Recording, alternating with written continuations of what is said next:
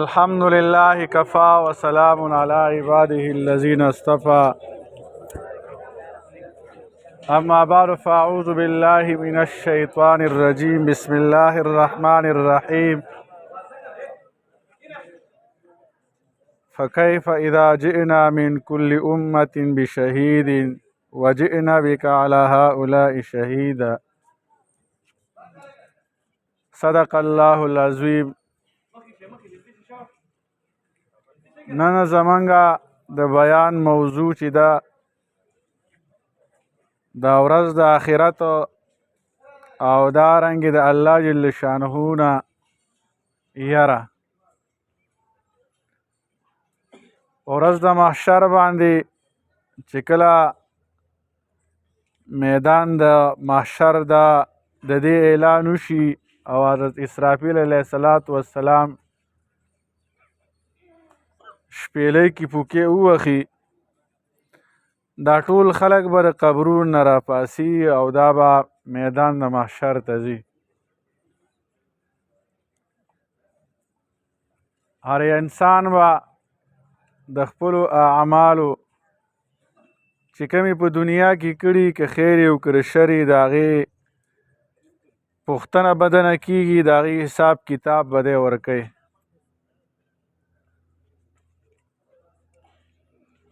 او دا هر یو انسان به خپل مشر پسې، خپل پیشوا پسې رواني. د هر پیغمبر امتیان به د هغه پسې رواني چې د کوم پیغمبر امتیان دي. روایاتو کې راځي چې دا د پیغمبرانو نه به د امتیان انکار وکړي، د امتیان به انکار وکړي چې موږ ته خپل پیغمبر دعوت و تبلیغ دا نه دی را رسولی، موږ ته الله جل شانه د وحدانیت باره کې څه دعوت نه دی را کړی.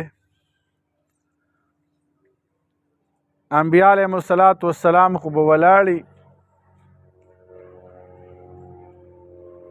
نو د نبی علیه السلام امت به په طور د ګواه باندې پیش شي چې د پیغمبرانو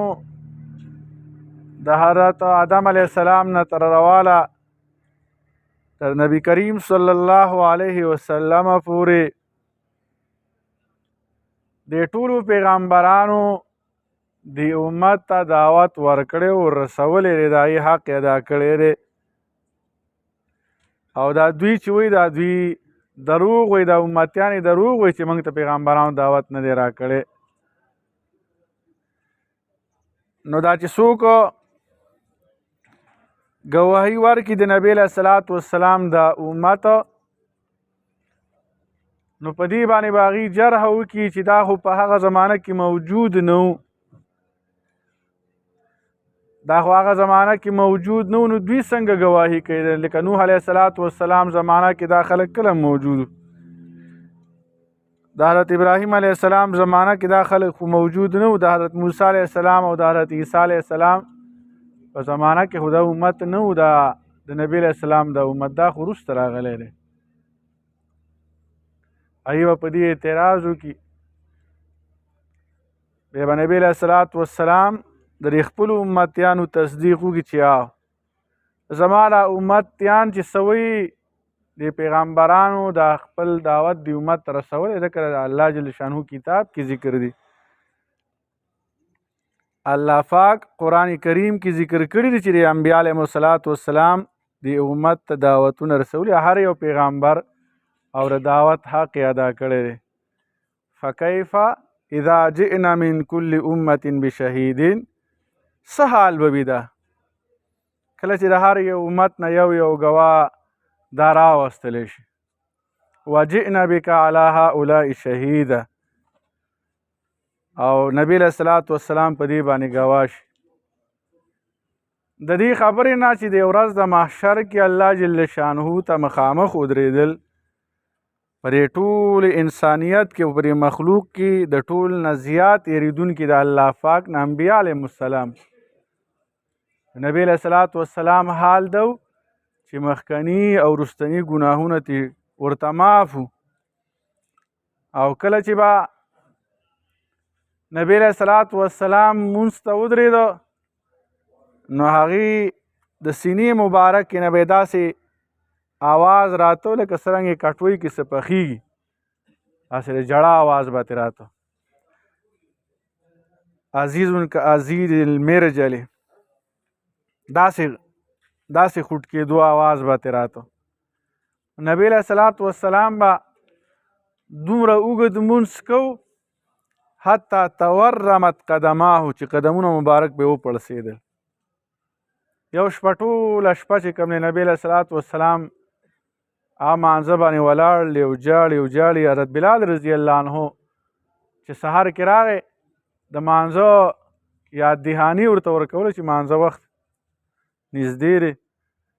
نبی علیه الصلاة والسلام حال ته چې وکتل وایي یا د الله رسوله تاسو ته خو مخکني او وروستني ګناهونه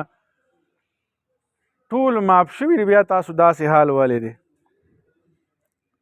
نو نبی علیه الصلاة والسلام وفرمیل زه د الله شکر ګزاره بنده جوړ نه شم بیا صحابه کرام لس صحابه کرام هغې ته په دنیا کې د جنت زیري راغلي دي چې تاسو بخلي شوي عشره مبشره چې ورته وایي کوم صحابه کرام دي په دنیا کې ورته زیری راغلی دی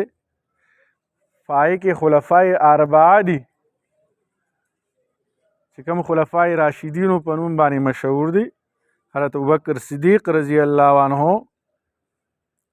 دارنګې حضرت عمر رضی الله عنه حضرت عثمان رضی الله عنه حضرت علی رضی الله عنه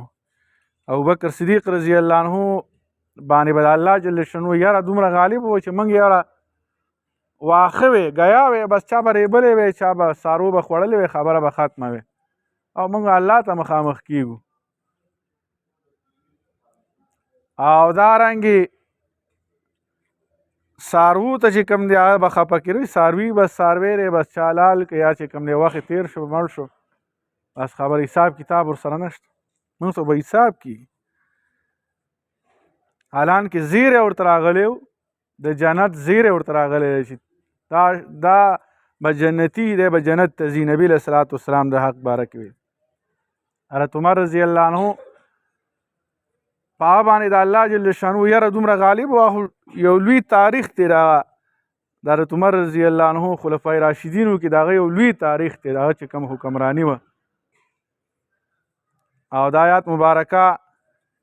یو صحابي ویل آیات کې راځي چې دا د الله جل شانه د عذاب واقع کیدونکې ان عذاب ربک لواقع ما له من دافع یوم تمور السماء مورا وتسیر الجبال سیرا یقینا د الله جل شانه عذاب واقع کیدونکې ما له من دافع دیره څوک دفع کوونکی نشته دافع نشته چې دا به څوک دفع کړي لرې به کړي ځان نه نو هغه باندې داسې یره راغله چې کوم دی هغه وغورځېده د یرې له لاسه بېهوشه شو او د هغې د وجې نه یو میاشت بیا د هغه تبه وه د هغه بیا تبه وه یو میاشت تبې نیولې و داسې یره پرې غالبه وه داسې یره پرې غالبه وه او بیا چې کوم دی څومره د صحابه کرامو د ژوند سره حضرت عثمان رضی الله عنه به چې قبرستان ته به لاړو نو هلته به یې داسې جړل چې ګیره مبارکه به یې لامده شوله چا یې تپوس وکړه تاسو نور ځایونو کې دومره تاسو باندې حال نه غالب کېږي څنګه چې مقبرې ته راشئ او در باندې غالب کېږي دا ړومبی منزل دی دې ته به ورځو نو چې زموږ د الله جل شانهو عذاب او د الله جل شانهو چې کوم رحمتونه کوي انعامات یې هغه زموږ مخې ته او د هغې مطابق په دنیا کې موږ خپل ژوند تیر کړو د الله احکامات او د الله د رسول صلی الله علیه وسلم په طریقو باندې موږ خپل ژوند تیر کړو الله دې عمل کولو